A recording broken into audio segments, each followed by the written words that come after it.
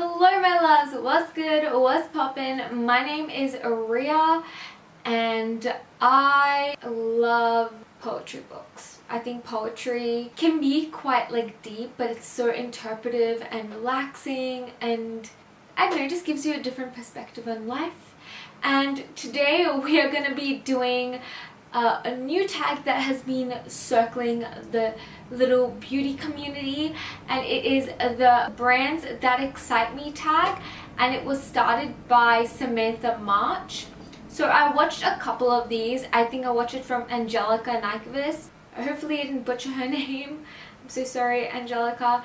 And Lauren May Beauty. I loved both of theirs. So this tag involves listing out 5 brands that excite you and 5 brands that have fallen off your radar and really don't call to you anymore. So I would love it if you guys would also comment down below what brands that either excite you or don't. So without further ado and further blabbing, let us hop right into this video. This makeup look and how I got this look, I will leave a link down below where I posted a mini tutorial on my Instagram. Shameless plug, but I would love it if you guys would follow me there. I post a whole heap of mini tutorials and makeup looks on the daily, I would say, and I would love it if you guys would just check it out. And I think I'm going to get into the 5 brands that actually really excite me, and this should come as no surprise, the first one being Anastasia Beverly Hills. I think Anastasia Beverly Hills has the power to really change makeup opinions and revolutionize the makeup community. I might be wrong, but colorful eyeshadows has always stayed in the indie lane and not so much has come within mainstream or high-end brands. And I feel like after Anastasia Beverly Hills has released the Riviera palette, we are starting to see a lot more pops of colors and colorful eyeshadows being released by other brands as well.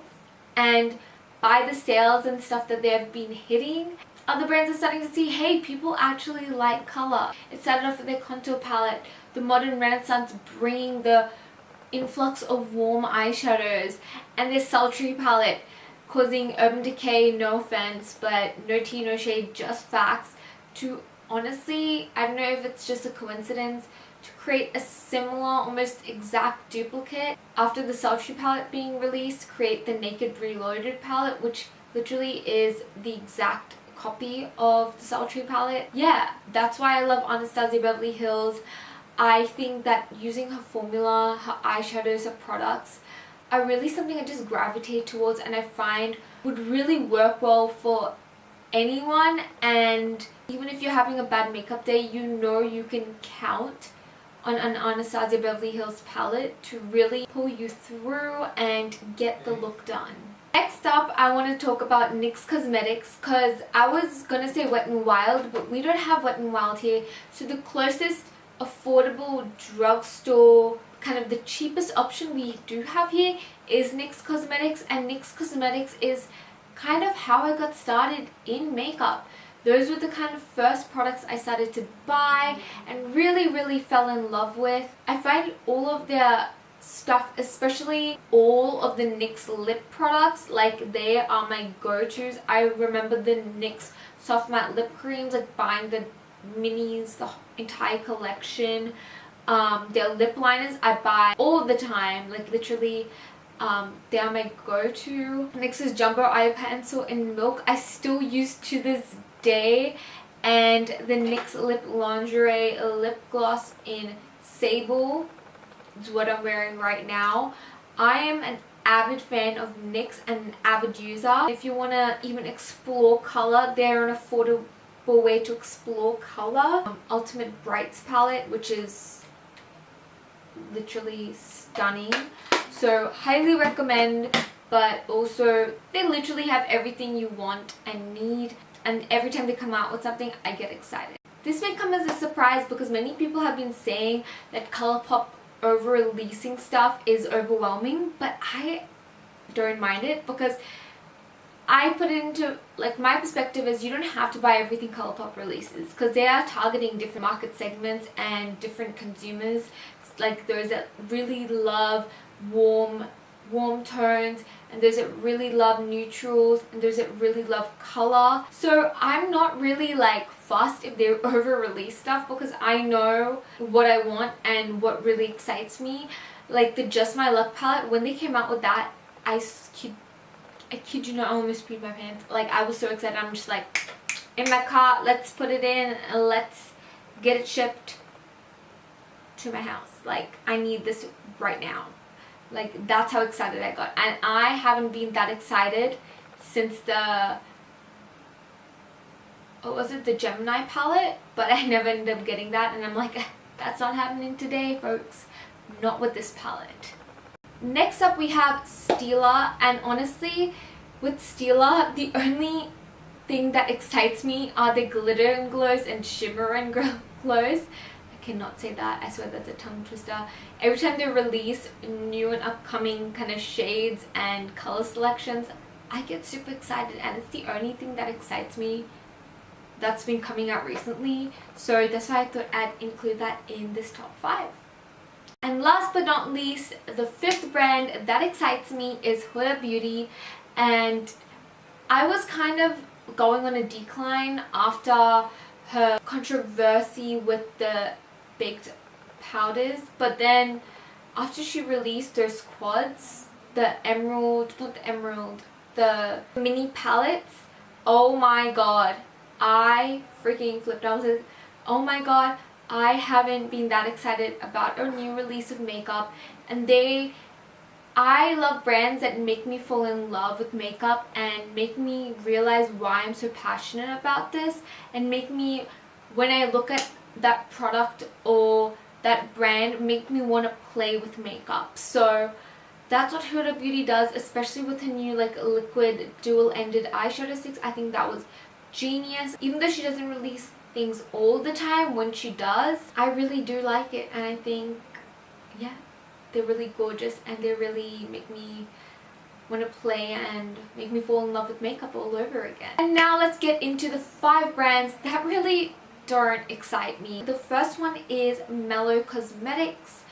I remember getting my first like PR thing from Mellow Cosmetics and loving their products, but I don't know, I've reordered from them a couple of times. I don't know if the formula has changed or stuff like that, but I think the quality has just gone down. I don't know if they've reformulated. I still use their old formula liquid lip paints in Shanghai and Tehran. I think that they're gorgeous. I think these are still in their old formula, but their eyeshadow palettes, and I think now they've just stopped releasing makeup and they're still advertising their old releases. So I'm not really sure what's going on with that brand, but yeah, after that launch, nothing really has excited me since then. The next one is Kat Von D, and that may come as no surprise to you guys again because of all the controversy.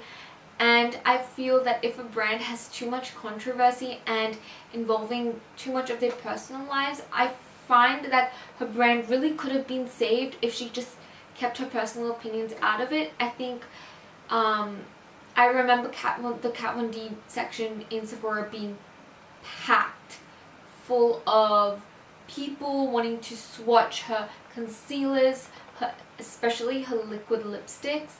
I remember Lolita 1 and 2 being my like ride or die.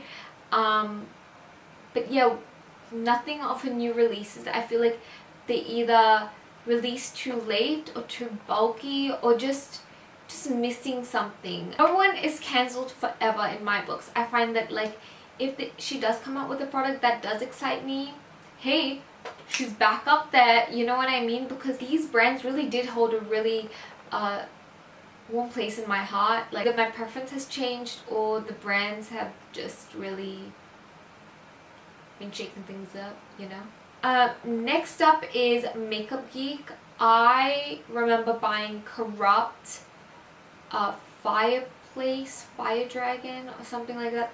Her single eyeshadows were Life Orange Soda. Oh my god, I needed that, I wanted that, and once I got that I felt like I was a true beauty guru. But now I think her pricing, I think also Lauren May Beauty covered this, her pricing, her releases have just not been exciting, and I find that she really needs to find her niche again. I still feel like there's hope there. I don't think we've seen the full Marlena potential yet. I feel like she's a visionary and she still has it, so I'm just waiting. I'm waiting to be excited again, and yeah. But right now it's just kind of died down for me. Natasha Denona. The only thing that really puts me off Natasha Denona, honestly, is the price. When I look at the steepness of the price, over here her palettes range at $200+. So when I look at that, that doesn't excite me. Don't get me wrong, I live for her palettes and her color stories, but the price, just knowing that, doesn't get me excited for the product, because I know whenever she releases something, I will not be able to afford it. And last but not least, Bobbi Brown slid off the radar for me. I remember when I used to watch Zoella when I was like, say 16 or 15 years old, they used to be like hype up Bobbi Brown. But then I just haven't heard from them, and every time they release something, it just never vibed with me, it never resonated with me. It felt quite old school, nothing that's been up to date with the trends, and it kind of just fell off the spectrum for me in terms of a makeup brand existing sometimes. I'm so sorry, that sounds so harsh and mean. But I don't know, if they come out with something, like, I always follow Trend Mood. Like, when I look at Trend Mood, I don't look for the brands, I look at the products, and then I'm like, ooh, is this from, what brand is it from? So I always look at the product, and hopefully, I'm hoping that one day Bobbi Brown can come up with something that catches my eye. I feel like all these products do have hope still left, come up with things that are exciting. But yeah, I just thought I'd share a little bit of my opinion and shed light and join in with this tag that's going around. Thank you guys so much for watching. I love you guys with all my heart. I would love to know some of the brands again that do excite you, or maybe that don't excite you at all and you've kind of forgotten about, in the comments down below. I would love it if you could like and subscribe. Thank you guys so much for watching again, and I'll catch you, my beautiful best friends, in the next video. Bye!